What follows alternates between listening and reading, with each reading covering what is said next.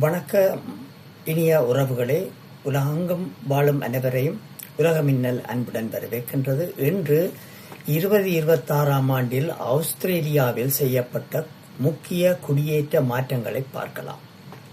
Migration amendment 2026 measures number 1 act March 14, 2026 முதல் அமல்படுத்தப்பட்டுள்ளது. இந்த மாற்றங்கள் அதிக குடியேற்றம் அல்லது பாதுகாப்பு பிரச்சனைகள் ஏற்பட்டால் அரசிற்கு மேலாண்மை அதிகாரத்தை வழங்குகின்றன. அரைவல் கண்ட்ரோல் அதிகாரம். ஹோம் அஃபேர்ஸ் அமைச்சர் குறிப்பிட்ட ஆஃப்ஷோர் டெம்பரரி விசா ஹோல்டர்ஸுக்கான பயணத்தை 6 மாதங்கள் வரை தற்காலிகமாக நிறுத்த முடியும். இது விசா ரத்து செய்யாது. பெர்மனன்ட் ரெசிடென்ட்ஸ் மற்றும் அவர்களின் குடும்ப உறுப்பினர்கள் விலக்கு. முக்கிய குறுக்கீடுகள். இந்த விதிகள் ஆஸ்திரேலியாவுக்கு வெளியே உள்ள தற்காலிக விசா ஹோல்டர்ஸுக்கு சொல்கின்றன. குறிப்பாக குடியேற்றம் அதிகமாகும் சமயங்களில் விசா ஹோப்பிங் அண்ட் மாணவர் கட்டுப்பாடுகள். ஆஸ்திரேலியா உள்ள விசா வகைகளை மாற்றுவது கடினம்.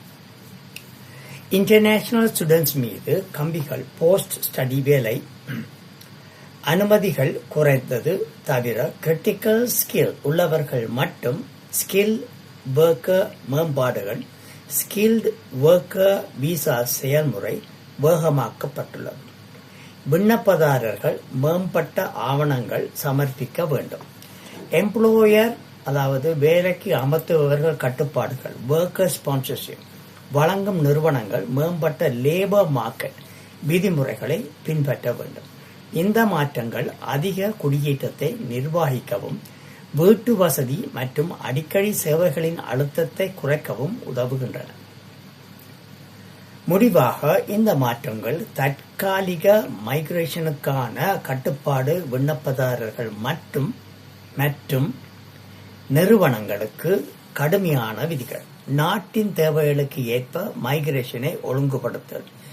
எனவே உங்களுக்கு விருப்பமானவர்கள் உறவினர்கள் யாராவது ஆஸ்திரேலியாவில் இருந்தால் நண்பர்கள், உறவினர்கள், தெரிந்தவர்கள் அவர்களுடன் இதை பகிர்ந்து கொள்ளுமாறு வேண்டிக் கொள்கின்றேன். ஏனென்றால் எனது இணையதளம் உலக மின்னல் பல இப்படிப்பட்ட விடயங்களை அறிய போட்டிருக்கின்றேன்.